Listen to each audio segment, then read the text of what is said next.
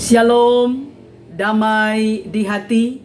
Puji Tuhan, berjumpa lagi dengan saya, Pendeta Tirsa Tairas, sebagai Ketua Badan Pekerja Majelis Jemaat Gemim El Roi Malalayang, wilayah Manado, Malalayang. Saat ini akan membagikan kebenaran firman Tuhan dalam kitab Kisah Para Rasul, pasalnya yang kedua, ayatnya yang ke-14 hingga ayatnya yang ke-40, dalam tema Hiduplah dalam Pimpinan Roh Kudus. Saya berharap dan berdoa dimanapun Bapak Ibu Saudara-saudara berada, kiranya tetap mengalami kasih dan kebaikan Tuhan, sehingga ada dalam keadaan sehat, kuat, tetap semangat, bersukacita, dan senantiasa bersyukur kepada Tuhan. Sebelum kita membaca dan merenungkan kebenaran firman Tuhan, mari kita berdoa. Ya Tuhan Yesus, Engkau adalah firman yang hidup, yang menghidupkan kami semua. Kami butuh firman-Mu sebagai kekuatan spiritual bagi kami. Dan saat ini kami akan merenungkannya. Kuduskanlah hati dan pikiran kami, baik hamba-Mu yang memberitakan, tapi juga jemaat-Mu yang mendengarkan dimanapun mereka berada. Agar firman-Mu ini betul-betul mendarah daging dalam kehidupan kami, sehingga terus menginspirasi kami untuk melakukan apa yang benar dan sesuai dengan kehendak-Mu. Kami sedia untuk belajar firman-Mu, maka berfirmanlah bagi kami semua hanya di dalam nama Yesus. Amin. Mari bersama-sama kita membaca dalam kitab Kisah Para Rasul, pasalnya yang kedua, ayatnya yang ke-14 hingga ayatnya yang ke-40, dalam perikop khotbah Petrus. Maka bangkitlah Petrus berdiri dengan ke-11 rasul itu, dan dengan suara nyaring ia berkata kepada mereka, "Hai kamu orang Yahudi, dan kamu semua yang tinggal di Yerusalem, ketahuilah dan camkanlah perkataanku ini. Orang-orang ini tidak mabuk seperti yang kamu sangka, karena hari baru pukul 9. Tetapi itulah yang difirmankan Allah dengan perantaraan Nabi Yoel. Akan terjadi pada hari-hari terakhir, demikianlah firman Allah, bahwa aku akan mencurahkan rohku ke atas semua manusia. Maka anak-anakmu laki-laki dan perempuan akan bernubuat, dan teruna-terunamu akan mendapat penglihatan, dan orang-orangmu yang tua akan mendapat mimpi. Juga ke atas hamba-hambaku laki-laki dan perempuan akan kucurahkan rohku pada hari-hari itu, dan mereka akan bernubuat. Dan aku akan mengadakan mujizat-mujizat di atas di langit, dan tanda-tanda di bawah di bumi, darah dan api dan gumpalan-gumpalan asap. Matahari akan berubah menjadi gulita, gelap gulita, dan bulan menjadi darah, sebelum datangnya hari Tuhan, hari yang besar dan mulia itu. Dan barang siapa yang berseru kepada nama Tuhan akan diselamatkan. Hai orang-orang Israel, dengarlah perkataan ini. Yang aku maksudkan ialah Yesus dari Nazaret, seorang yang telah ditentukan Allah, dan yang dinyatakan kepadamu dengan kekuatan-kekuatan dan mujizat-mujizat dan tanda-tanda yang dilakukan oleh Allah, dengan perantaraan Dia di tengah-tengah kamu, seperti yang kamu tahu. Dia yang diserahkan Allah menurut maksud dan rencananya telah kamu salibkan dan kamu bunuh oleh tangan bangsa-bangsa durhaka. Tetapi Allah membangkitkan dia dengan melepaskan dia dari sengsara maut, karena tidak mungkin ia tetap berada dalam kuasa maut itu. Sebab Daud berkata tentang dia, "Aku senantiasa memandang kepada Tuhan, karena ia berdiri di sebelah kananku, aku tidak goyah. Sebab itu hatiku bersukacita dan jiwaku bersorak-sorak. bahkan tubuhku akan diam dengan tentram. Sebab Engkau tidak menyerahkan aku kepada dunia orang mati, dan tidak membiarkan orang kudus-Mu melihat kebinasaan. Engkau memberitahukan kepadaku jalan kehidupan. Engkau akan melimpahi aku dengan sukacita di hadapan-Mu. Saudara-saudara, aku boleh berkata-kata dengan terus terang kepadamu tentang Daud, bapa bangsa kita. Ia telah mati dan dikubur, dan kuburnya masih ada pada kita sampai hari ini. Tetapi ia adalah seorang nabi, dan ia tahu bahwa Allah telah berjanji kepadanya dengan mengangkat sumpah bahwa ia akan mendudukkan seorang dari keturunan Daud sendiri di atas taktanya. Karena itu ia telah melihat ke depan dan telah berbicara tentang kebangkitan Mesias, ketika ia mengatakan bahwa dia tidak ditinggalkan di dalam dunia orang mati, dan bahwa dagingnya tidak mengalami kebinasaan. Yesus inilah yang dibangkitkan Allah, dan tentang hal itu kami semua adalah saksi. Dan sesudah ia ditinggikan oleh tangan kanan Allah dan menerima Roh Kudus yang dijanjikan itu, maka dicurahkannya apa yang kamu lihat dan kamu dengar di sini. Sebab bukan Daud yang naik ke sorga, melainkan Daud sendiri berkata, Tuhan telah berfirman kepada Tuanku, duduklah di sebelah kananku sampai kubuat musuh-musuhmu menjadi tumpuan kakimu. Jadi seluruh kaum Israel harus tahu dengan pasti bahwa Allah telah membuat Yesus yang kamu salibkan itu menjadi Tuhan dan Kristus. Ketika mereka mendengar hal itu, hati mereka sangat terharu. Lalu mereka bertanya kepada Petrus dan rasul-rasul yang lain, apakah yang harus kami perbuat, saudara-saudara? Jawab Petrus kepada mereka, masing-masing memberi dirimu dibaptis dalam nama Yesus Kristus untuk pengampunan dosamu, maka kamu akan menerima karunia Roh Kudus. Sebab bagi kamulah janji itu, dan bagi anak-anakmu, dan bagi orang yang masih jauh, yaitu sebanyak yang akan dipanggil oleh Tuhan Allah kita. Dan dengan banyak perkataan lain lagi, ia memberi suatu kesaksian yang sungguh-sungguh, dan ia mengecam dan menasihati mereka, katanya, berilah dirimu diselamatkan dari angkatan yang jahat ini. Demikianlah pembacaan firman Tuhan.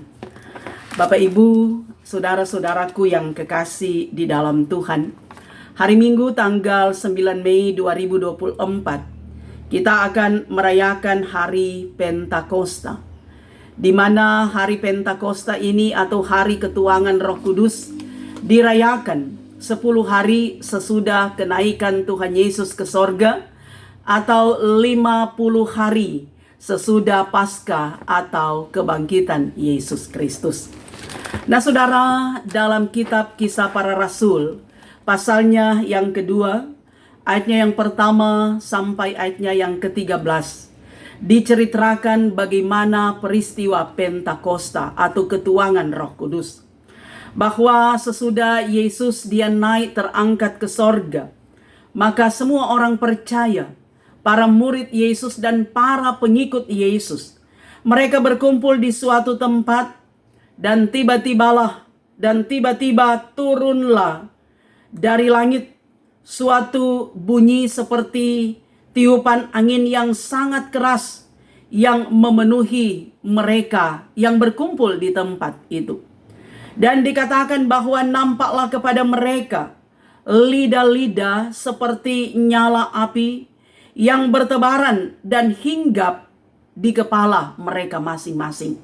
Sehingga para murid, para rasul dan orang-orang yang berkumpul di tempat itu, mereka berbicara dengan bahasa yang bukan bahasa mereka lagi.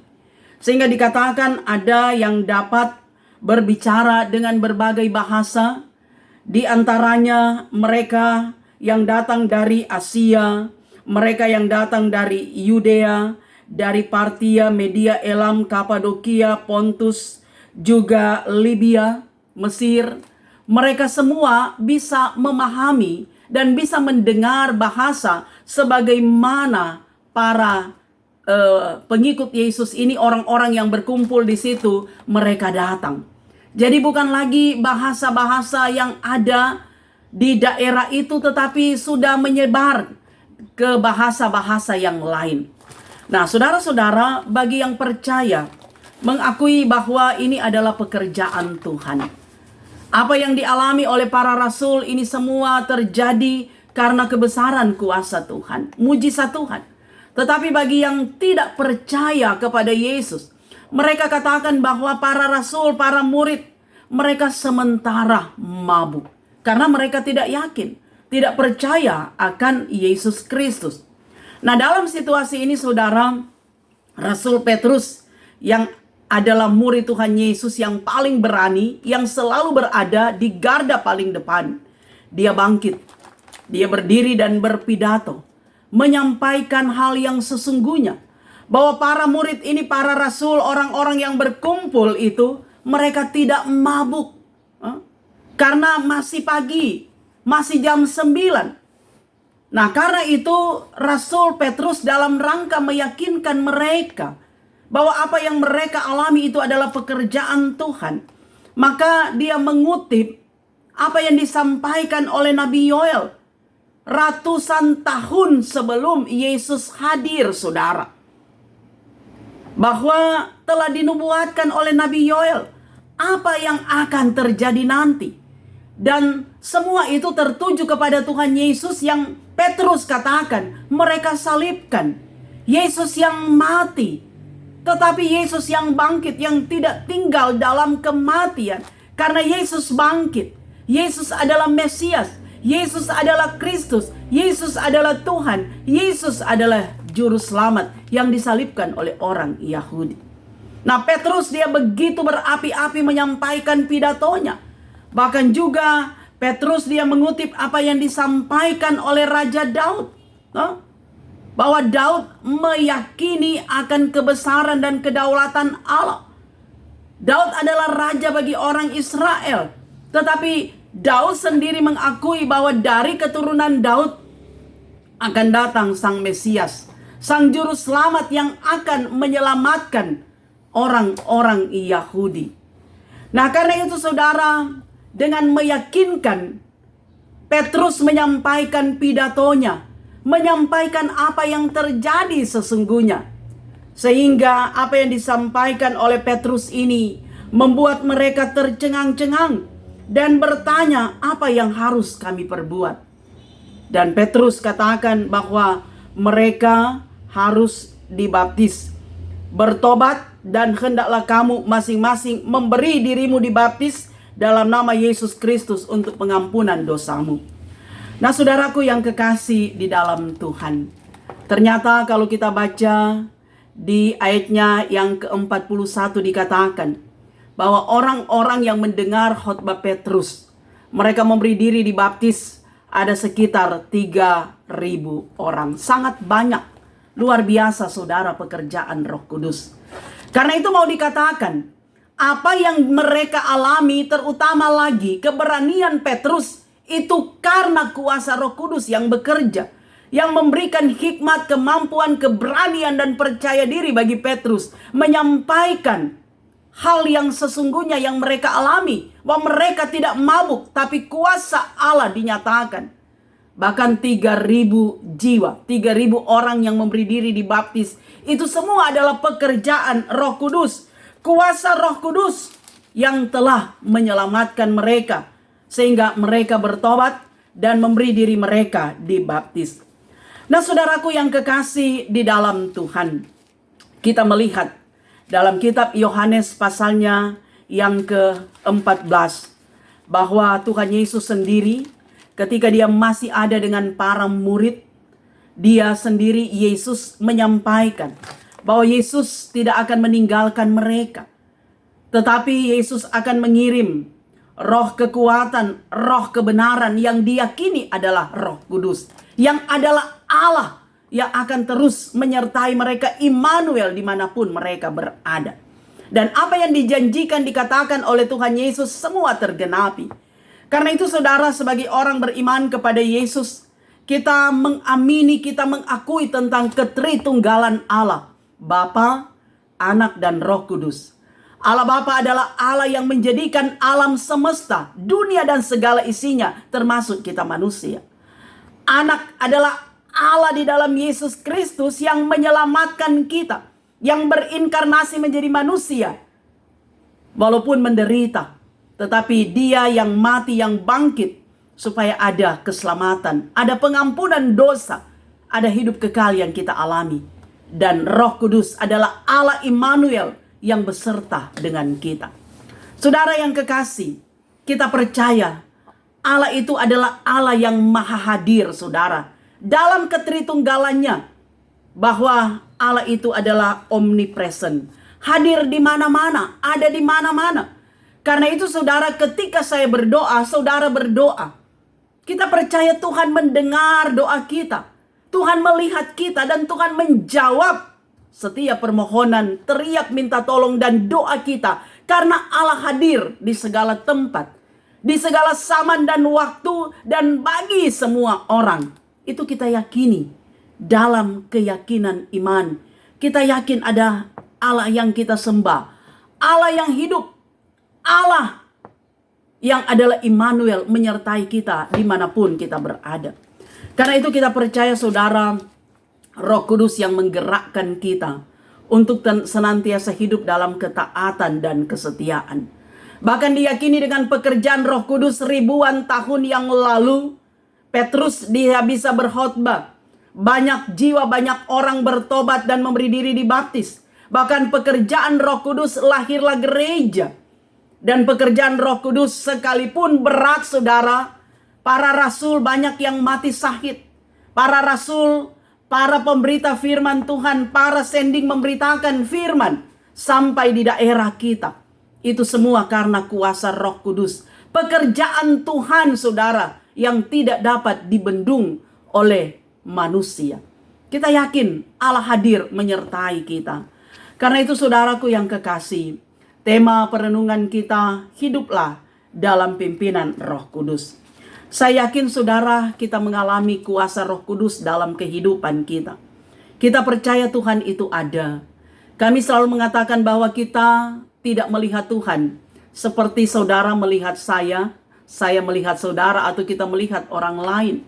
Kehadiran Tuhan tidaklah secara fisik, tetapi dengan kuasa Roh Kudus, kita punya iman Allah itu hadir, ada bersama dengan kita. Hati kita, pikiran kita dikuasai oleh Roh Kudus. Bahkan kita selalu mengalami kuasa Tuhan, mengalami mujizat-mujizat Tuhan, mengalami kebesaran Tuhan dalam kehidupan kita. Karena itu kita percaya bahwa dalam tuntunan Roh Kudus, maka kita akan menikmati kehidupan ini. Selalu ada sukacita, selalu ada semangat, selalu ada rasa syukur yang kita ekspresikan sebagai tanda bahwa Allah menyertai kita. Dan kita diingatkan kita hidup sebagaimana tuntunan Roh Kudus. Nah saudara, dalam Galatia pasalnya yang kelima dikatakan, ayat 22, tetapi buah roh ialah kasih, sukacita, damai sejahtera, kesabaran, kemurahan, kebaikan, kesetiaan, kelemah lembutan, dan penguasaan diri. Orang yang hidup sesuai dengan tuntunan Roh Kudus adalah orang yang hidup menghasilkan buah-buah roh dalam kehidupan. Ketika kita hidup dalam kasih saudara, itu tanda kita hidup dalam roh, dikuasai oleh Roh Kudus. Artinya ketika kita hidup dalam kebenaran, ketika kita hidup dalam kebaikan, dalam kesetiaan, melakukan kehendak Tuhan, ada buah-buah roh dalam hidup kita, maka kita dituntun oleh Roh Kudus. Roh Kudus diam dalam diri kita yang menggerakkan kita saudara. Sehingga apa yang kita ekspresikan dalam perkataan, dalam tindakan, dalam perbuatan nyata, itu semua mau mencerminkan tentang buah-buah roh. Kita dikuasai oleh Roh Kudus.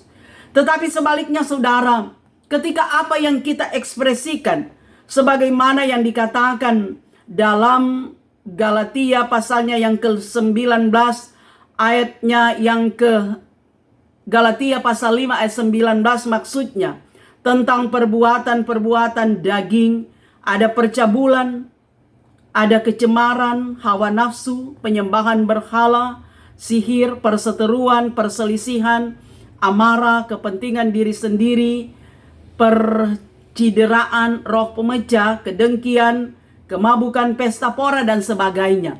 Itu bukanlah mencerminkan orang yang dikuasai oleh Roh Kudus, tapi oleh roh-roh yang jahat, oleh kuasa setan, saudara. Apalagi di akhir zaman ini, saudara, kita menyaksikan ada banyak hal yang terjadi. Ada banyak kejahatan yang dilakukan oleh anak-anak Tuhan. Tetapi kita percaya, kalau kita selalu dituntun oleh Roh Kudus, kita tidak akan terjerumus dalam dosa. Kita tidak ada dalam circle, dalam lingkaran pergaulan yang tidak sehat. Tapi sebaiknya kita ada dalam circle atau dalam lingkaran orang-orang yang baik. Orang-orang yang memotivasi kita, yang mensupport kita untuk tetap hidup setia dan benar di hadapan Tuhan. Mengekspresikan bahwa kita ini adalah anak-anak Tuhan. Nah, karena itu saudara, mari kita buka hati kita. Pikiran kita dikuasai oleh Roh Tuhan. Kita dikendalikan oleh Tuhan dimanapun, siapapun kita, saudara. Sebab tanpa tuntunan Roh Tuhan, Roh Kudus, kita akan gagal. Kita akan kalah. Kita akan kecewa, kita akan sakit hati, kita akan selalu diliputi amarah, kedengkian, bahkan dusta. Tapi ketika kita dituntun oleh Roh Tuhan, buah-buah roh ini akan nampak dalam kehidupan kita. Kita akan menyaksikan kemuliaan Tuhan. Kita akan senantiasa hidup benar, berupaya untuk menempatkan diri di komunitas manapun, membawa kegembiraan, membawa sukacita, mengedukasi orang lain, tetap hidup setia di hadapan Tuhan. Tidak mudah, saudara. Tidak segampang kita membalikkan telapak tangan. Tapi kita yakin ada mujizat. Mujizat itu kita percaya. Kuasa Roh Kudus akan mengubahkan kita dari yang lama menjadi baru. Dari yang jahat menjadi baik. Asalkan kita mau. Asalkan kita mau menyatakan apa yang Tuhan kehendaki. Artinya ada pergerakan dalam diri kita.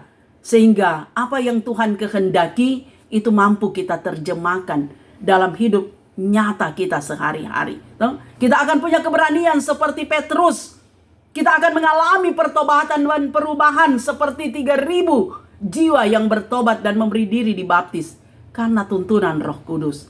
Suami istri yang saling setia akan senantiasa dituntun oleh Roh Kudus bekerja, berdoa, sehingga ada berkat dalam rumah tangga. Anak-anak muda juga demikian. Akan senantiasa dituntun oleh Roh Kudus dalam pergaulan, dalam studi, sehingga bisa mencapai apa yang dicita-citakan, apa yang diharapkan. Dan dengan kuasa Roh Kudus kita percaya kita akan menikmati hidup ini dengan penuh rasa damai, dengan kegembiraan dan sukacita. Kita bisa tersenyum kepada orang lain, kita bisa tertawa bahagia, dan kita bisa bersyukur. Dan sejatinya itulah hidup yang dikehendaki oleh Tuhan. Allah Tritunggal menyertai kita semua. Amin. Demikian firman Tuhan, mari kita berdoa. Terpuji namamu Tuhan, Allah yang hidup, Allah Tritunggal, Bapa, Anak, dan Roh Kudus yang menyertai kami. Kami selalu percaya dimanapun kami berada, penyertaan-Mu sempurna. Kasih-Mu nyata yang selalu menggerakkan kami menikmati hidup dengan sukacita dan selalu bersyukur. Terima kasih untuk firman-Mu. Kiranya memberkati banyak orang yang menyaksikan video ini. Sehingga Tuhan Yesus tetap dipermuliakan. Dan dengan kuasa Roh Kudus akan menggerakkan kami untuk selalu mengekspresikan hidup yang benar. Ada buah-buah roh yang kami hasilkan dalam hidup nyata kami. Terima kasih Tuhan, hamba-Mu boleh berhenti. Tapi media sosial YouTube ini Tuhan pakai menjangkau banyak orang. Sehingga banyak orang yang boleh mendengar firman Tuhan, terberkati, hidup setia di hadapan Tuhan. Ini doa kami, dalam nama Yesus kami berdoa. Amin. Demikianlah kebenaran firman Tuhan. Saya Pendeta Tirsa Tairas selalu berharap kiranya Bapak Ibu Saudara sekalian mendukung YouTube channel Tirsa Tairas dengan cara nonton video, dengarkan kebenaran firman Tuhan, tekan tulisan subscribe, berikanlah jempol like, berikanlah komentar-komentar yang membangun, dan jika berkenan bagikanlah video ini di media sosial yang Bapak Ibu Saudara miliki, dan jangan lupa tekan lonceng supaya ada notifikasi dari setiap update video saya. Tuhan memberkati.